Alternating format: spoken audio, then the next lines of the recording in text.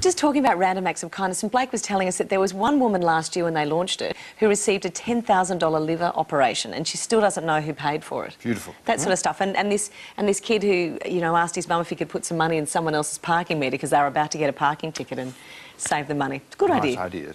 After the break, as winter looms ominous, I do it all the time. It's all about a random act of kindness. Pay it forward is a centuries-old concept, which is also the title of a book, a movie, and an Oprah stunt.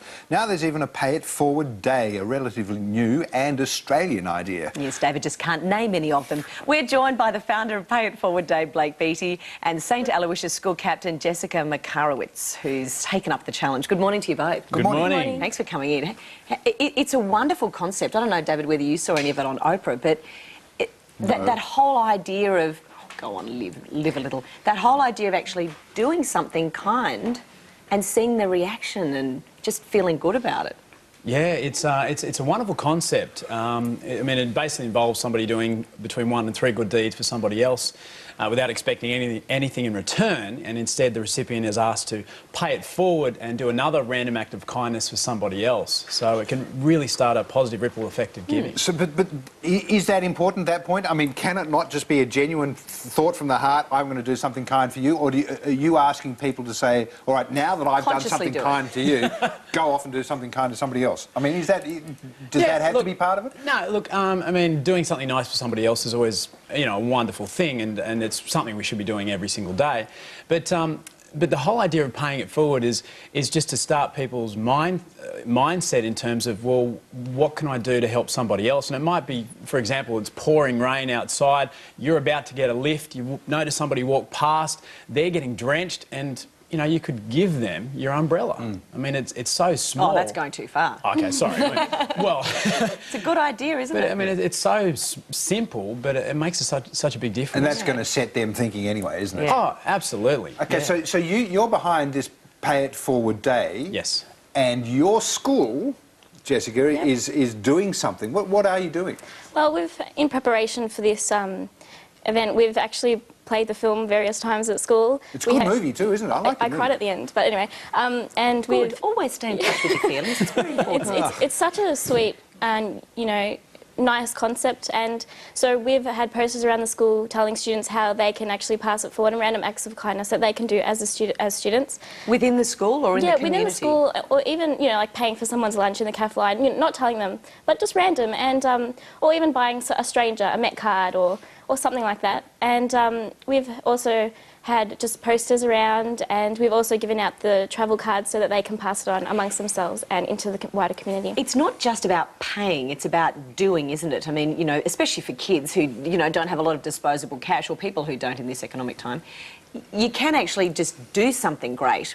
What sort of suggestions have you got? Well, at our school, obviously, because I'm not, you know, in a position to give a lot, we actually are giving our time. So we have elderly residents coming to the school for morning tea, and they were so excited, they were so happy, and so were the students, because it's a different sort of interaction that they may not have all the time. And we also have a group of refugee students from North Melbourne Primary School, which is a sweet concept because, you know, we're tutoring them, and it's another type of interaction that they might not usually have.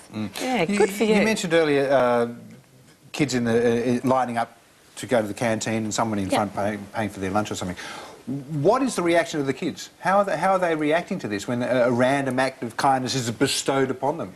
I think, in my opinion, it restores a bit of belief in, you know, just a utilitarian approach of helping other people and for the common good by rippling it, by the ripple effect. And yeah, the human spirit. Yeah, exactly. And I think it's very exciting for them, and they get to interact with other students as well and see the good side of other students. Yeah. So now, Blake, you've got these cards organised, and I'll show them to you. They explain what you're actually doing. So, for instance, if you, let's say for argument's sake, mowed someone's lawn, sure, you could leave a note saying, I've mowed your lawn, and you could staple this on. And the idea is when you turn it over on the back, how many spots? There's 24 boxes on the back of each card, and so each card has a potential for 24 good deeds that can happen out there in the community.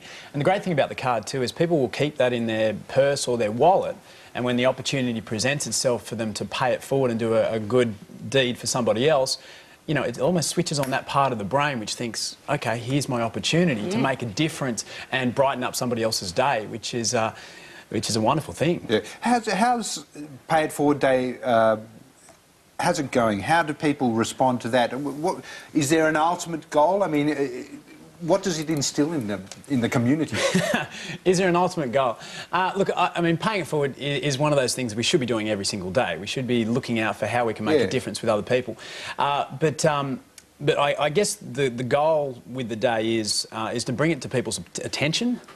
And I mean, my goal is with schools is to have every school. I mean, there's hundreds of schools around the world involved. There's 15 countries already involved. So it's definitely spreading around the world in a big way. But my goal is to have every single school in Australia participating, and I just think it helps our kids think outward rather than inward, and think about what they can do to help others. I mean, I was out at a school yesterday, and they were planning on going to an old people's place, and what they were going to do was going to do some random acts of kindness out there. They were going to bake some Anzac cookies and give it to them. And, yeah, love it. You know, just those sort of little things can make such a difference. We're nearly out of time, but can you quickly tell us the Oprah experiment? Oh, sure.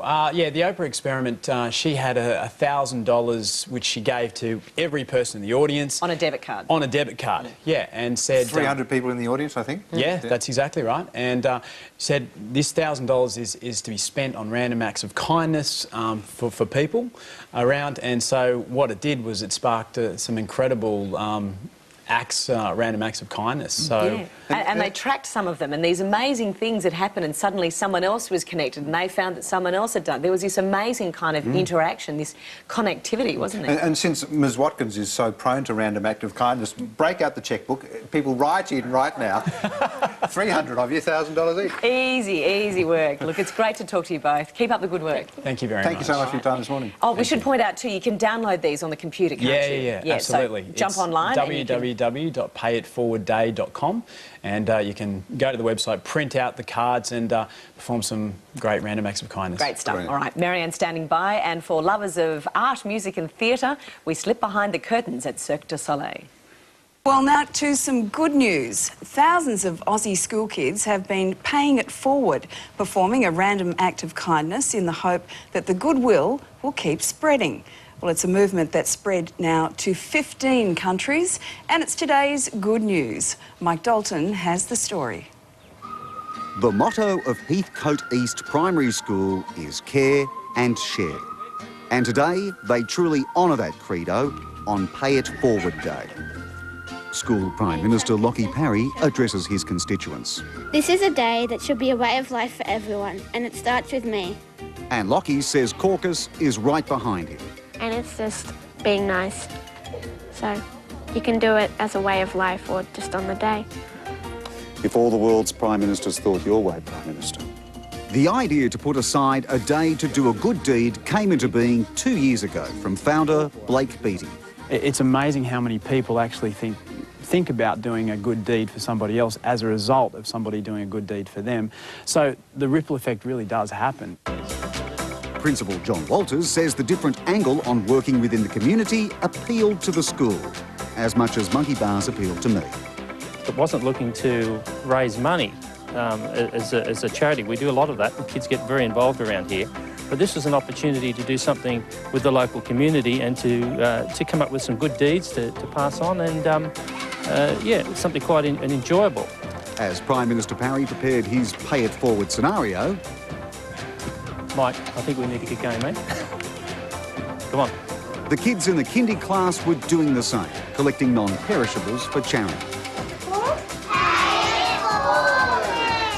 And they had some tips from me. You can clean up your friend's room with them. Help Daddy doing the washing up. Wash the car for your mum. Oh, I was trying to listen, but Nathan was picking on me. You wouldn't push back, would you? No.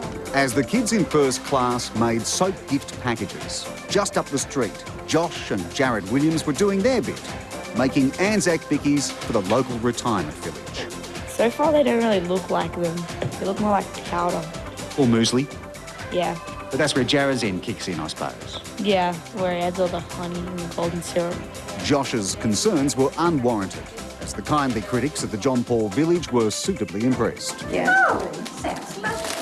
Very nice. It was all a bit too much for Eunice. Oh, so excited. Had to have extra pills. At the nearby home of foster mum Cheryl Harrison, 2 Heathcote East girls are working inside and out. I think it's great. I think it's a really good thing for kids to appreciate, you know, and be able to give out without expecting back. And at the nearby Sutherland Hospital, Prime Minister Parry is lending his hand to 12-year-old Helena. And so paying it forward keeps moving forward. Prime Minister, thank you. Or should I curtsy? Just check. What a sensational story. Well done to them. Well, there aren't many people brave enough to take